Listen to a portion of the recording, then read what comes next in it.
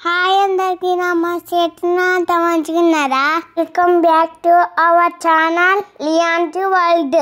ఇలా వీడియో ఏంటిదంటే ఈరోజు మా మమ్మీ బొబ్బర్లు చేసింది. మా సైడ్ మేము వీటిని పోలలి అంటాము.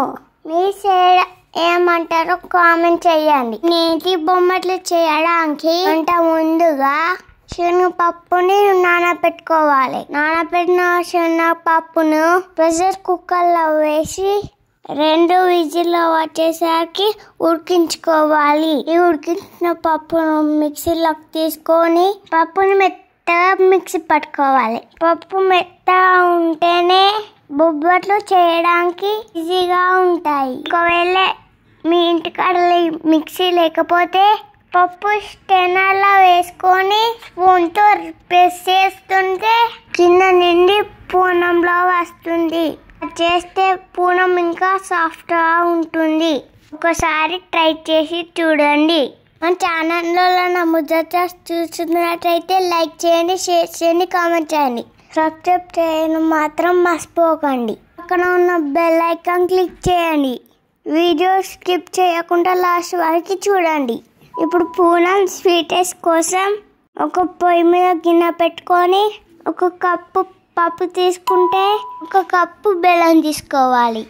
మీకు ఇంకా స్వీట్ కావాలనుకుంటే 1 కప్పు వరకు ఎక్కువ తీసుకోవాలి. బెల్లంలో కొంచెం వాటర్ యాడ్ చేసి బెల్లం కరిగే వరకు మంచిగా కరిగించుకోవాలి.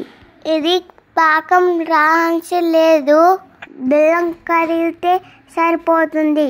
ఈ కరిగిన బెల్లంలో ప్రిపేర్ చేసుకున్న పప్పుని వేసి మంచిగా ఉడికించుకోవాలి. మొదటిగా లూజ్గా ఉంటుంది, అది గట్టిగా అయ్యే వరకు పప్పును ఉడికించుకోవాలి. తగడ పడడానికి మనకు టైం పడుతుంది. ఈ పూర్ణం మరీ పలుచగా ఉండద్దు, మరీ గట్టిగా ఉండద్దు. వీడియోలో చూడండి, కండిషన్ ఉంటే సరిపోతుంది. ఇప్పుడు స్టవ్ ఆఫ్ చేసి పూర్ణాన్ని చల్లబెట్టుకోవాలి. ఈ చల్లారిన పూర్ణాన్ని బాల్స్గా ప్రిపేర్ చేసుకొని పక్కన పెట్టుకోవాలి.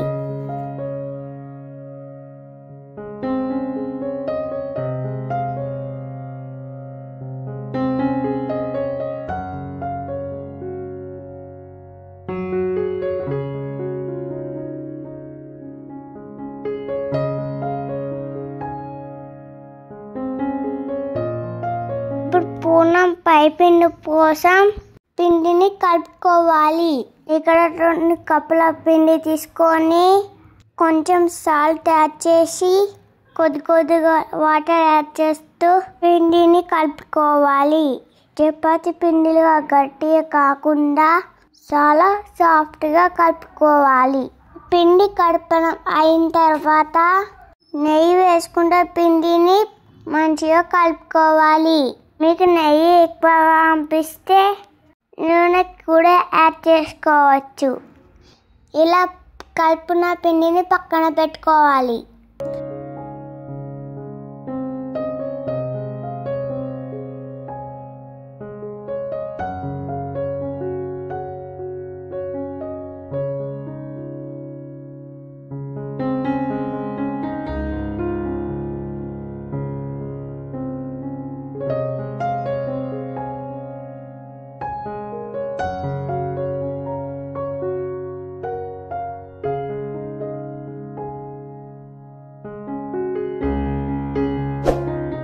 కొంచెం చపాతీ పిండి తీసుకొని కొద్దిగా ప్రెస్ చేసుకోవాలి.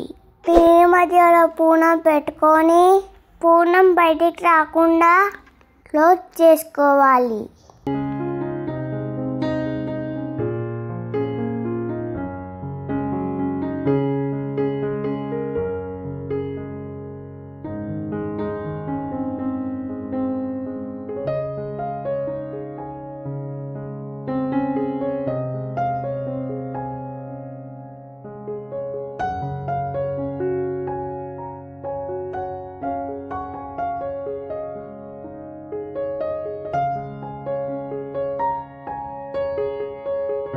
ఇలా క్లోజ్ చేశాక నెయ్యి వేసుకుంటూ ప్రెస్ చేసుకోవాలి.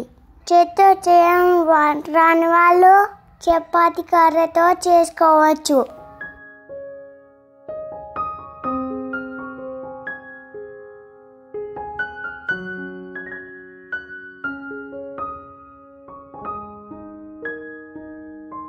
బొబ్బట్లను కాల్చుకోవడానికి పెనం బాగా హీట్ అవ్వకూడదు. బొబ్బట్లు కాల్చే ముందు పెనంకి ఆయిల్ కానీ నెయ్యి కానీ రాయకూడదు. బొబ్బట్లు పెనంపై వేసినాక నెయ్యి అప్లై చేస్తే పూరిలాగా పొంగుతాయి. వీడియోలో చూడండి ఎంత బాగా పొంగుతున్నాయో. ఇలాగే పూరిలా పొంగే బొబ్బట్లను మీరు కూడా ట్రై చేయండి.